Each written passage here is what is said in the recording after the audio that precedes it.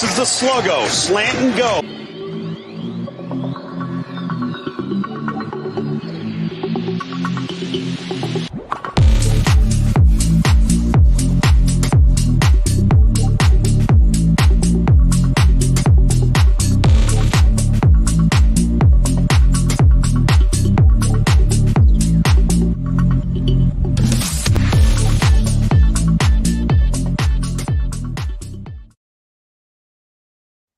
Oh, Casey the Beef Krieger, my incompetence never ceases to amaze me as I'm sitting here wondering where Casey is before the show. And you know where Casey was? Casey was on his phone sending me a text telling me to send him a link, which I have to send before Casey knows where to click. If it's not one thing, it's another. And that was the thing today, Case. Sorry for not sending you a link.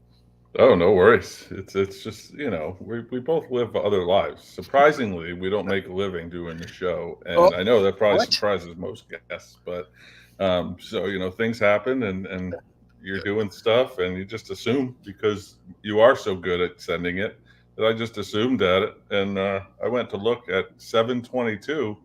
We start this thing at 7:30 Eastern time. And I'm like, uh-oh. And we have technical difficulties, which is why I always try to get on early, but not today. So yet. Yeah, we need to. They need to automate that somehow. Of course, I hadn't been in here all day, so it wouldn't have helped. They wouldn't have known what to do and when to do it. So Kevron checks in and says, "Good evening, y'all. Good evening, Kevron. Hope things are going well in Cope, South Carolina. Appreciate you. Good to see him. Thanks, Kevron. Appreciate you checking in." Beef, I don't know what we're going to talk about tonight. We really don't have a lot except Tennessee got an $8 million quarterback. And no, I'm not talking about the Titans.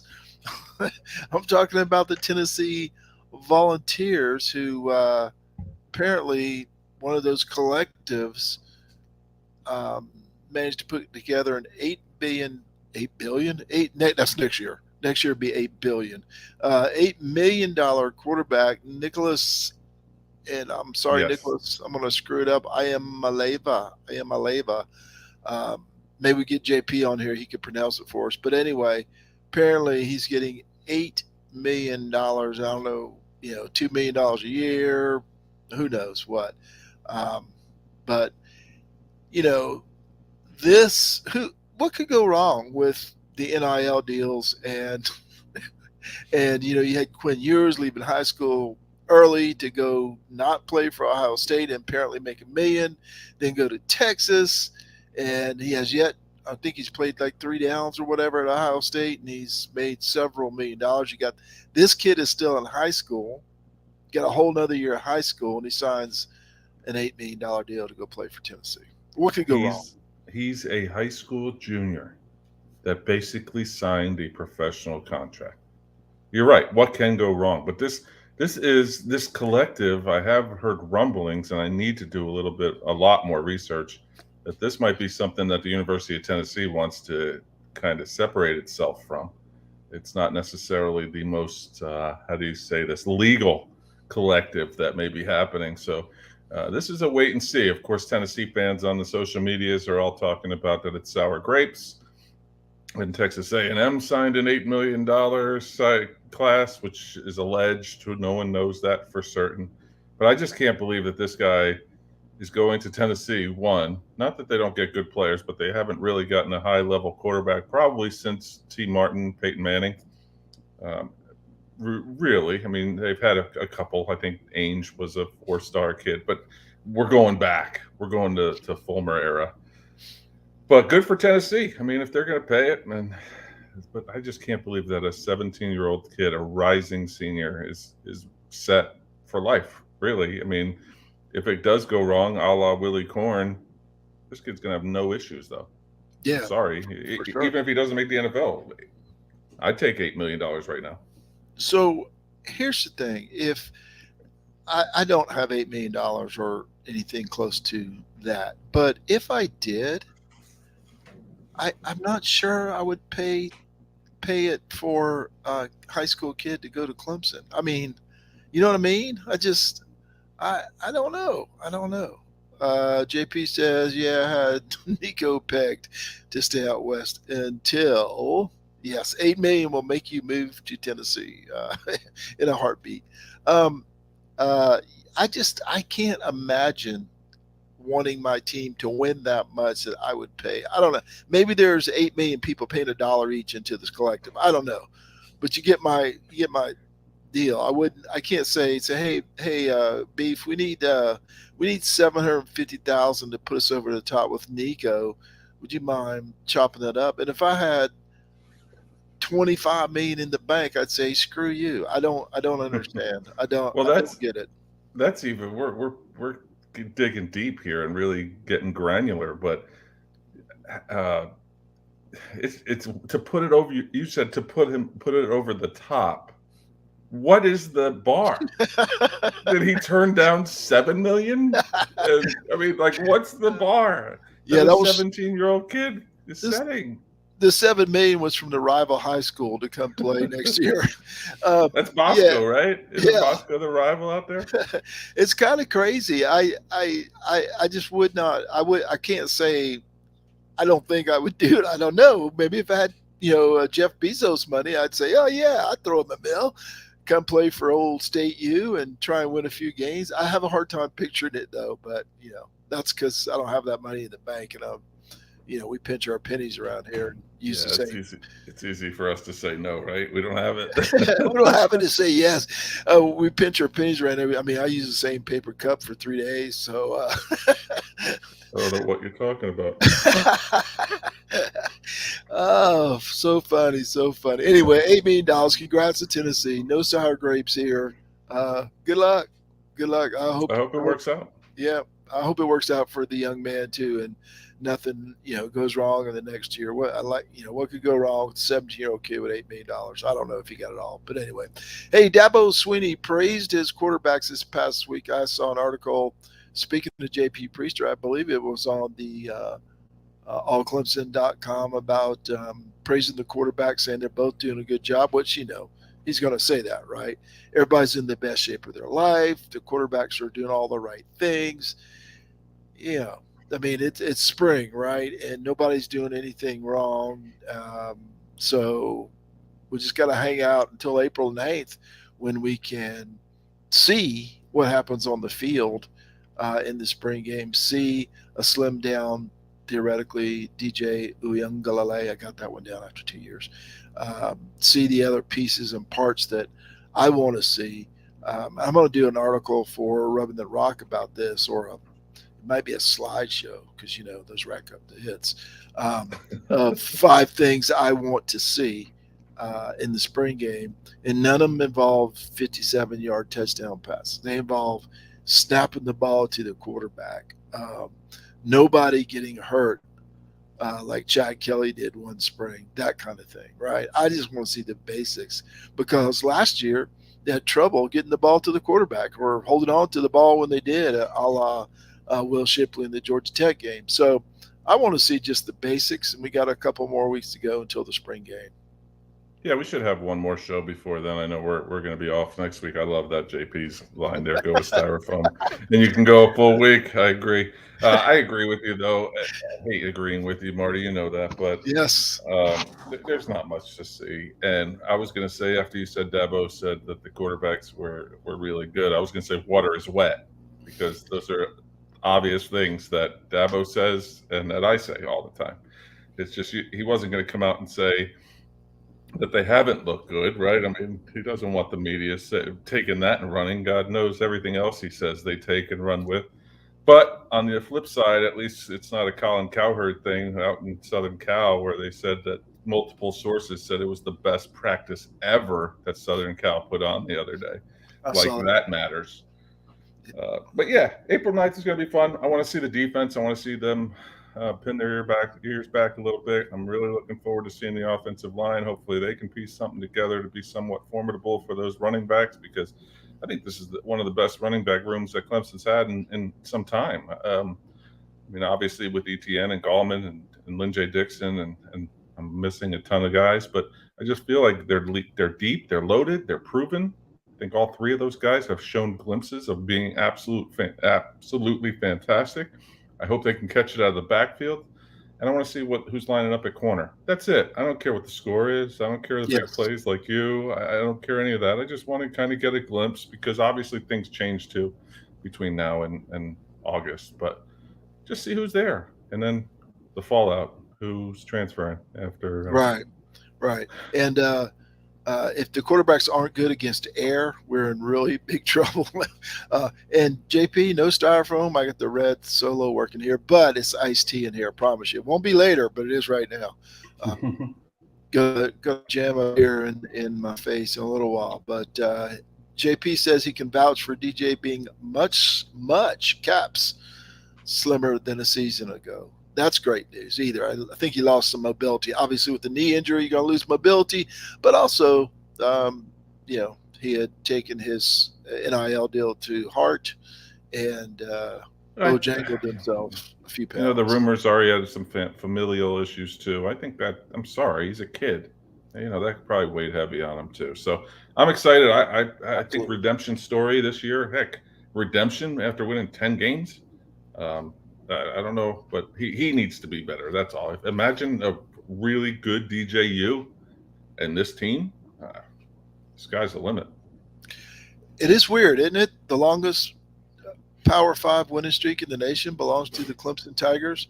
The 128th straight 10-win season for the Clemson Tigers, and the world has come to an end when you don't make the playoffs. I mean, Dabo said years ago they're not going to make the playoff every year, and nobody believed him, right? And now it happened, and it's like, oh my God, the world has come to the end. We're 10-3. Listen, you've talked about it 1,000 times. You're on there in school. I had some good seasons when I was there in school, the leather helmets and no face mask and that stuff. But I've lived through some bad ones. I'm old enough to have said that, some of the really bad ones. And so 10-3, I'm not going to sneeze at. Was it everything I expected? No. I mean, let's be real. We were expecting much more out of DJ and the whole team. But 10-3 is 10-3. I don't care what your schedule is. JP says, don't think we see Shipley or Pace in the spring game. I hope not. First thing, JP, I want to see is no injuries, no Chad Kellys, no twisted ankles that linger into the summer and fall practice. None of that kind of stuff. I do not want to see that. I don't care if they just run the ball up the middle every time. Learn how to run down the hill and do all those pregame things, and that's it. R.W. Smith says, imagine wide receivers running the right routes and actually catching the ball. And the running backs catching the ball too. Shipley had some big drops last year in that Pitt game. They had a chance to take the lead, and Shipley dropped a wide open pass and that would have probably gone for a touchdown with the way he runs. And then the game turned right after that, right? DJ threw a pick six, and that was just about it. So thanks for checking in, RW. Yeah, that's my buddy Smitty. So appreciate you, pal. He's the color commentary voice for the women's basketball team at College of Charleston. So we got a little bit of fame on here. We got between JP and Smitty. We're fame. We're getting there. But yeah, I wanted to see the running backs catch the ball out of the backfield. That's what I'm looking most for. I think is DJ being able to check down, and I know Smitty was joking a little bit, but I think having a healthy wide receiver core would be great. No offense to Will Sweeney, but I really don't want to see Drew Sweeney starting at any games this year. I would love for him to come in for mop-up duty against everybody, but I really don't want to see him starting this year. I don't care how much he's benching in the weight room. But a healthy wide receiver core, DJ being able to use maybe Stellato or somebody over the middle, and the dump downs, the safety, the check downs. I heard Stellato was injured again, and I don't remember. JP, forgive me, JP. I don't remember if it's you or someone else, but someone reported that Dabo's getting a little frustrated that he can't seem to stay on the field. Oh yeah, here we go. Stellato's got to stay healthy. So yeah, I didn't make that one up. Someone reported that he was injured, and Dabo was a little frustrated. So hopefully he can get it straight, or someone get it straight, because they need somebody in that slot position. Nobody's going to replace Hunter Renfrow, but somebody who can be a threat to catch a pass or two and not spend most of his time on the sidelines. I feel like One, I broke a record. I'm sorry. I don't mean go to ahead. cut you off, but 3rd and 7 2 years ago, I didn't get nervous at all. But if you were to write a book on last season, it would be titled 3rd and 8 because Clemson was in 3rd and 8 constantly. But with ETN and Trevor, it just felt like 7 yards was a layup, as you to use your phrase. Right. It was like, oh, okay, all right, 3rd and 12, all right, maybe we don't get it, but we're gonna maybe go for it on 4th and 1. Uh, this year it was 3rd and 8, and there was no shot. It was just like, all right, Spires, get that leg warmed up because you're punting. Just get over there and start doing your stretches there, Mr. Spires, because we're going to need you in just a second. Spring game, April 9, 1 p.m. We'll have more. I think we're going to have one show before then, so we'll have more then. We should.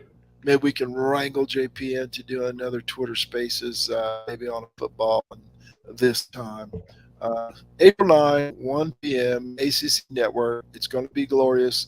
I'll be ragging on all the commercials.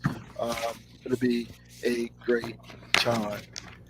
Clemson softball, Beef, 19-8, 1-5 in the ACC. They're playing Georgia tonight. We have no updates, or I haven't gotten any updates from Nelson tonight, so I don't know what happened if they're even playing, but they're 19-8. Before we do that, JP says Stellato has been in yellow every practice since the first one. Not good news, JP. Thank you very much. But anyway, the softball team is 19-8, 1-5 in the ACC. First two ACC series, nothing to sneeze at. Virginia Tech and Duke, two really good teams. Do you have any updates on the game tonight, Beef? No. I was trying to search, and you were doing a great job at repeating myself. Stalling, but I couldn't get it up in time. So no, I don't have any updates. I have baseball, but not softball, and that's terrible of me. And speaking of Clemson baseball, why don't we just jump to that real quick? Sure. Last time I saw it was 6-0 over Winthrop. Last night, though, was very, very ugly against Coastal Carolina. 10 runs given up in the first inning. Billy Barlow did not get a single solitary out. I think it took 3 pitchers to get the first out, or no, 2 pitchers to get the first out. But it doesn't matter. It was 10-0 in the first inning, 15-0 in the third inning. They hit a bunch of home runs late, and it ended up being 16-7. But my first thought on that was, those are the kind of games, and I think I texted you this, those are the kind of games that cost you regional host spots, right? You look back and you're in competition with someone else who lost a 4-3 game, and you got blasted 16-7 by not the greatest Coastal Carolina team they've ever had, right? Not saying they're not good and they're not going to crush the Sun Belt. Aren't they in the Sun Belt? But they were 11-6-1, and just not a great Coastal team. Who, credit to Coastal, they came in fired up, crushed the Tigers. But that's the kind of, you could lose a team over that theoretically, and it certainly could cost you a regional down the line. That's 2 weekday losses. Georgia State and Coastal struggling with the Sun Belt Conference. Tigers are. Yeah, you need to win those games. I've been on record in this show many times to say that was one thing that I believe Jack Leggett did really well, was win those games. To usually take 1 or 2 on the weekend and win every midweek game. I think Monty did it in his first year too, where he went undefeated in his midweek games. It makes all the difference at the end of the season. Now, it's baseball, so games like yesterday are going to happen, but they can't happen against teams like that. And like I spoke about a couple of weeks ago about my friend who went to Furman, who was a big-time Clemson recruit back in the late 90s, they would throw their number 2 against Clemson because they wanted to, or South Carolina, or those midweek games that they weren't necessarily expected to win because they could throw their 3 and 4 against their conference opponents some weeks. So they really wanted to win those games. So I'm not saying that Georgia State or Coastal did that. I know the arm that they threw yesterday wasn't necessarily a weekend guy, but when you put a 10 spot on the board, heck, you and me, Marty, could probably go out there and hold it. I was frustrated at the zeros because I felt 10-0 in the first inning. You can chip away at that. Get 1 here, get 2 there. by the time you're in the sixth inning, get it to 10-6, and you got a shot. Get it within 4 runs, and one at bat could, with the bases loaded, could tie the thing up. They did hit 5 home runs. I know I wrote an article for Rubbing the Rock about this game tonight against Winthrop, where I said that Clemson has had a hard time manufacturing runs, and the 5 home runs may put some readers with a little side eye. But they didn't manufacture those runs. Those were just straight up long balls, and that's great to see. It would be really nice to see in a 2-1 game where you get 5 home runs and blow it open at 7-2.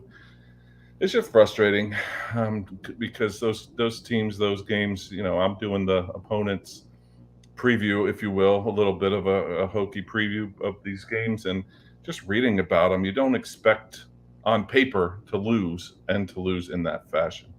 Yeah, that game was over about 6 batters in, I think, before the Tigers ever got to the plate. And JP is saying that's correct. They were 0-5. Coastal was winless on the road until yesterday. Wow. And I have even bigger concerns than that. As we were talking before we went live, Mac Anglin, his game score has gotten worse every game. Beautiful in that first game, a little bit less in the second, a little bit less in third, on and on and on. And his worst game was last Friday night against Miami, when we actually probably needed his best game. So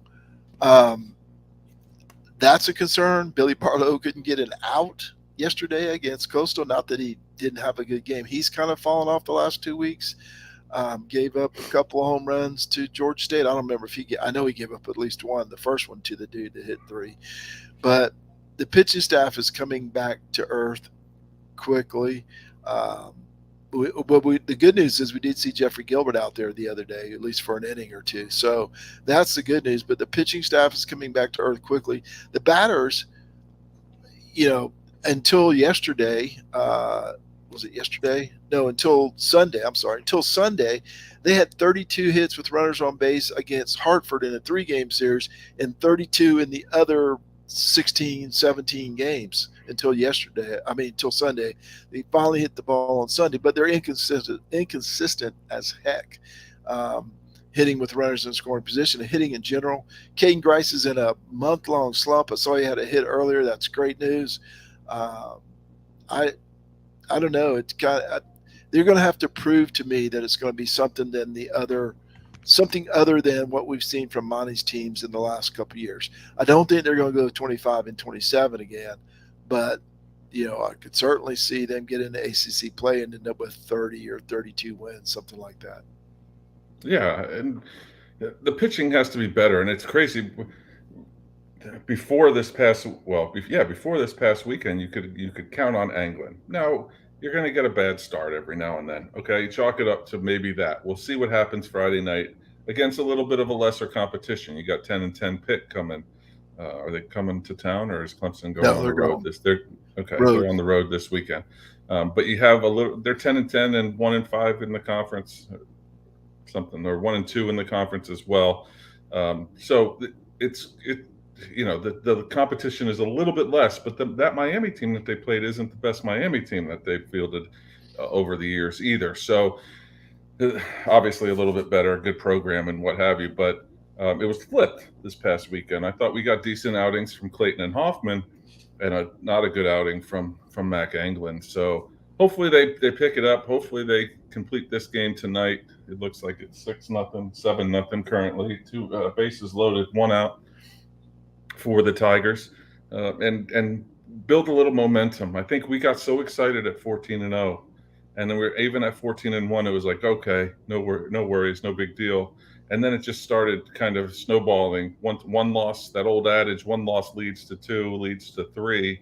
It kind of felt like that. And I saw and had some conversations with some Clemson folks on social media that weren't necessarily happy. And I get it, but I think there's still a long way to go. And this team has all the makeup to be able to be good. Obviously, we see the long ball yesterday, so they can. The thing that really just irks me so bad is getting struck out looking. It was something that I never did in my life, so I don't understand it. There was one season I had 111 at bats and I struck out once. So I always put the ball in play. So that's where I think my ire comes from. I know these guys are hitting balls that are coming at them 25 miles an hour faster than I ever saw. However, it just, all right, maybe not 25, but 15 at least. It just, I can't, with a man on base, you can't strike out looking, and this team does it far too often. You got to what they call spoil a pitch, or as I call pee on a pitch. You got to do something. You got to foul off pitches until you get something you like or a mistake. And that just is driving me insane to the point of turning the game off some nights, just shaking my hands and then turning it back on. Well, you mentioned the pitches were a little bit faster than the ones you faced, and yours were also on a tee, I think, right? I played a little higher level than that, but not terribly much higher. Michael Palkovic's friend of the program, Palk, says the real question is, how many scary hitters does Pittsburgh have? I've just started my research on Pitt this afternoon. I'm after work. I have not dug in deep. I will tonight. There will be an article. Good segue, Palk. There will be an article about the Pitt Panthers on rubbingtherock.com. Yeah, tune into rubbingtherock.com. JP says Anglin didn't look like he had faith in his fastball Friday against Miami. It didn't look like he had faith in anything, like he was scared to throw anything over the plate, like he was facing the 29 Yankees. Back when I was a little kid, the 29 Yankees. He's right, though. It felt like it looked like Anglin was intimidated. So I went back and I'm like, why would he be intimidated? He's faced South Carolina, which he had to have been amped up, I guess. Maybe just didn't use his emotions right or something. I don't know. He looked scared a little bit, and we hadn't seen that Mac Anglin this year. Yeah, not at all. Not at all. And the things I'm worried about also, they just don't look clean anymore. It's one thing to lose. You talked about it. You're going to lose games. So you're going to lose to a Coastal or Georgia State. They're not horrible teams. That's not my point. When you're throwing the ball around the ballpark and nobody's covering third base and the guy's running, around the bases, and it just didn't look like they were into it at all from the first pitch, right? Just not whatsoever. And Miami kind of looked like that on Sunday. So it happens. But it's, they were 14-0, and now looks like they're going to win their 16th game here tonight. But that's 2-5 in their last 7. Not a good look. What's JP say? The first couple of weeks, at least, the strikeouts were mostly swinging, but there's a lot of looking. Yeah, and that's a good point. I think losing accentuates that, right? So, and I'm a full agreement of JP, but when you see it more when it bothers you, I think. So as they start losing and you're going into watching a game frustrated about the team, you're going to see it more. So I think that's probably where my ire is growing, because now I'm looking for it, and I don't want to see it, but That's actually where my love of stats came from, right? Because people would say that and they get frustrated. I'd say, well, no, they're not actually striking out more. They're just doing it. You're just noticing it more because you're frustrated. That's actually where they came from. My 100% stats came. Yes, last clean play past week or so, and no doubt about that. You're going to lose baseball games, despite what my stats said earlier. You're not going 54-2, but man, just catch the ball and throw the ball, throw strikes. Yet last night, was Barlow not 0-2 on 2 hitters and hit them? I just like, what are we doing here? How do you not throw the ball, somewhere where you don't hit the guy? Let him hit it. Of course, they may have thrown it to Lake Kiwi, but that's beside the point. Let him hit it if you're going to do that, and just play solid baseball. That's what I want to see. I don't think the season's gone, but I really don't trust them when I see them play somebody decent like Miami, as you said, not the best Miami team, decent, and not look good 2 out of the 3 games. Now, it looked good. As you said, it was reversed. We got the good game on Sunday from the pitching staff, so we'll see what happens. But in my mind, if they don't come back from Pittsburgh with 2 wins at the very minimum, there's going to be trouble, because that'll put them at 2-4 in the ACC at the best, and we'll see how it goes from there. Hey, Case, Nick Honor decided to transfer from Clemson basketball after 2 years. Played at Fordham his first year, 2 years at Clemson, and he's moving on. And I wrote an article for Rubbing the Rock today, wondering who's going to fill those 839 minutes. JP gave me a name of someone who hasn't played this year. So I assume that's who they're going to have take up some of those minutes. A combo guard, and I don't remember his name off the top of my head, Josh JP, but Beadle. Josh Beadle. Josh Beadle. So was he hurt this year, or what's the deal? Because he didn't That's play. why I was hoping that JP would be here today because I was doing actual research on Beadle because he's got a player bio. I have him on my screen right now.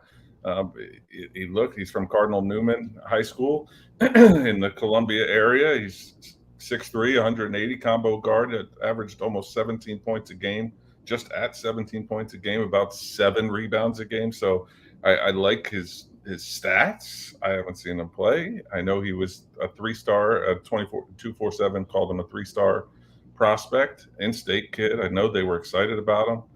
And then season started, season came, season went, and I forgot about him until this Nick Honor thing came around, and JP's been commenting on everybody about Josh Beadle. So I trust JP because he's there. He goes to games. He's been to practices, maybe not practices, but he's been to some of these press conferences. He hears it. He hears things from people. He knows more people than we do. So I trust him. So I'm excited for him. And I think the Chauncey brothers, they're two different Chaunceys, Yes. coming in next year, are also in that kind of guard ilk. Chase Hunter was as good as anybody in that 6-game stretch. I would have put him up against anybody just about in the country in that 6-game stretch without Hall and Hunter Tyson.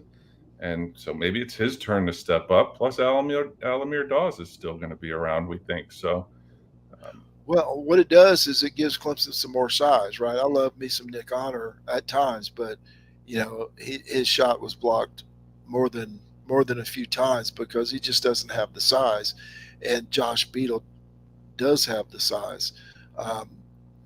JP says he needed a year before he's ready to play. So, and he played on the scout team, which is a little worrisome, right? That didn't even, he needed a year before he even had any competition. He's going to come in and replace somebody who played 800 minutes. But Chase Hunter is also, he's a combo guard too. He had 60 assists. He wasn't just firing up threes. He made some plays on his own. So maybe it's just going to be a couple of combo guards or a couple of 3 combo guards. I saw also in doing the research for the article, they're not sure that Hunter Tyson's going to return. He's got another year of eligibility because of the COVID year, but he hadn't made up his mind, at least officially. Play on the scout team, a couple of freshman guards coming in the class too. Yeah, that's what Casey was talking about. So if Hunter Tyson does not come back for whatever reason, or if that would be 3,400 minutes as I counted it up that they're going to have to replace. If Hunter Tyson comes back, it's still going to be around 2,800 minutes of basketball that we're going to have to replace. The Clemson Tigers are going to have to replace. It's a grad transfer though. Like I don't know. I understand losing somebody is always hard, right? You never want to lose somebody, especially somebody you know. We don't know anything really about Beadle. We don't know the Chauncey brothers quite yet as far as the ACC goes. We knew what we were going to get with Nick Honor. I think there was a couple games this year that I started tuning in late where I would even send a text like, "Where's Nick Honor? Why isn't he playing tonight? I didn't see him. Is he hurt?" But we saw it with Clyde Trapp. We saw it with John Newman. These guys want to go get a little bit more playing time. The room's a little bit crowded, especially at their position, as I'm sure a guy like Nick Honor gets one more shot. He's probably, let's be honest, he's probably not going to the NBA or the GD League, whatever letter they call it this year. He's probably going overseas, which is wonderful. Terrell McIntyre made a great amount of money doing that. You can be a star there. But maybe another year, a fresh place, maybe somewhere he can stay, play, and maybe a step down from the ACC, like Clyde Trapp did. John Newman probably was equal at Cincy, but neither one of those guys, the grass isn't always greener. Neither one of those guys really lit it up this year. I think Trapp had 6 set points a game, and Newman had 9, or vice versa. Probably would have done just as well at Clemson. Hey, and that was actually my first thought was that, I didn't know about Josh Beadle, but I could tell you right now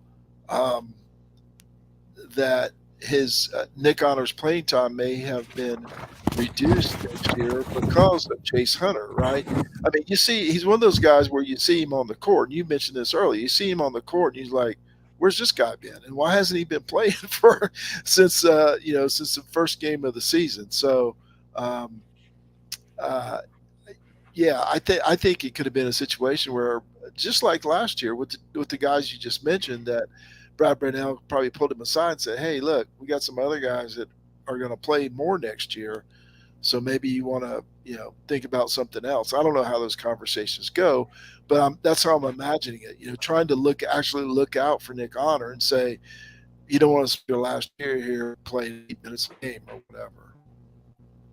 Yeah, So JP says, completely. I love Honor. He's a liability on the defensive, and particularly in ACC play. Well, whenever there's bigger guards, he's a liability. He was great stealing the ball 2 years ago. When Clemson needed a steal in a close game, it always felt like Nick Honor was there. Obviously, he hit the big shot against Georgia Tech to win the game, the bank three. He was a great Tiger, and I think we should appreciate the fact that he came and played for Clemson as well as he did. And but you don't necessarily in this situation have to cry for Clemson or cry for Nick Honor. I think both are going to be just fine without him. And I don't know what just fine is with Clemson basketball, but I think that it's not a huge loss in my mind. Yeah. All righty. And speaking of basketball, did you notice my shirt, Casey? You're almost, what is this, across the street from your hometown? Not quite a ways, but it's up in North Jersey. The prep school that's attached to it was a rival of my high school, but no relation. I know people that went there. Obviously, their baseball team is world renowned for winning one game in 4 years, something like that. I think they've won 3 this year.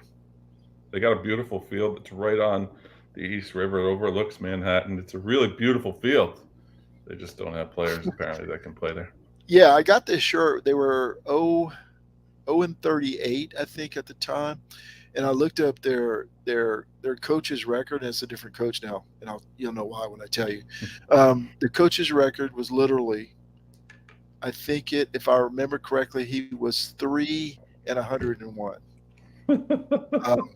So they won a few games last year, I think like 6 or 7. And they've already won 3 this year. They beat the Saints. Was his name Will Muschamp? Oh, I'm sorry. I said 3. I said 3, not 0-101. But yeah, they had some really bad teams there. So I don't know. I wanted to support them. I threw them $20 for a shirt, and now they're in the final 16, and I look really smart. I'll tell you what, on the social medias, a lot of my Jersey buddies, especially in the basketball world, because I was rather ingrained in it in New Jersey, they are hopping on the bandwagon. Everyone knows somebody now. It's like Duke, my father's grandfather's cousin went to St. Peter's. They're finding a way. But the sad part is that Shaheen Holloway, the coach of St. Peter's, is probably going to be the head coach of Seton Hall University, his alma mater. That's all the rumor right now. After this tournament run ends, Seton Hall has a vacancy. He's from there. He's close to home. He's all but signed, apparently. But it's a great story. One of the kids, the Eater,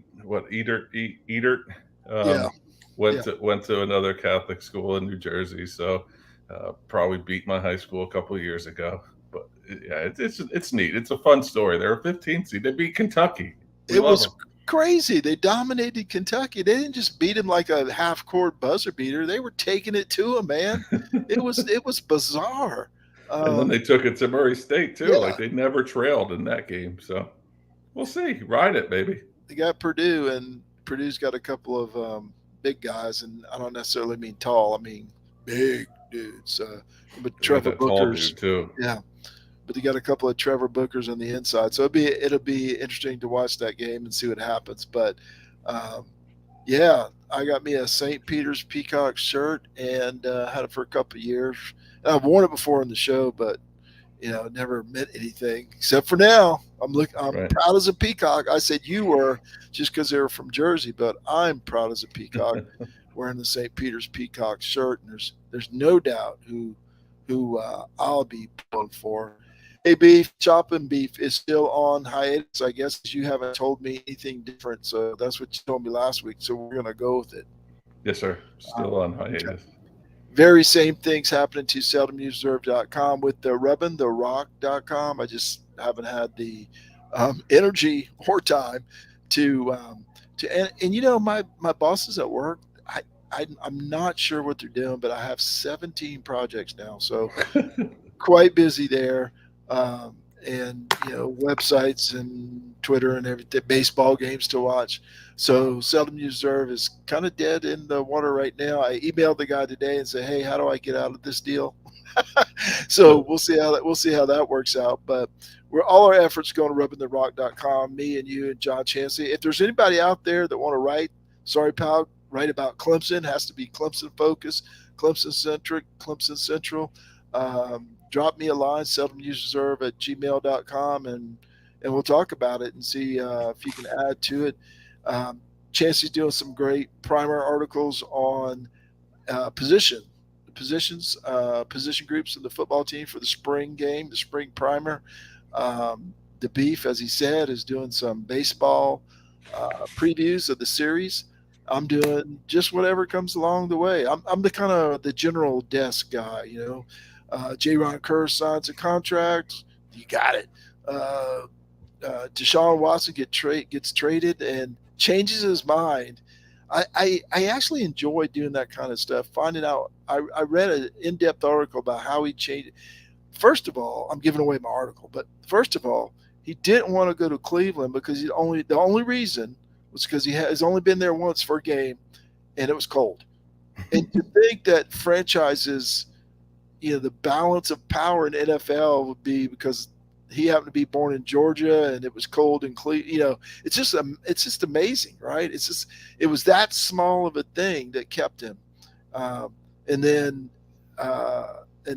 you know, Cleveland didn't stop quote recruiting him, and they got back in it because of some other stuff. But I mean, the balance of the NFL literally almost changed almost didn't change, I guess, because Deshaun Watson had only been to Cleveland once, and it was cold that day. That one day it was cold. So because of a thermometer.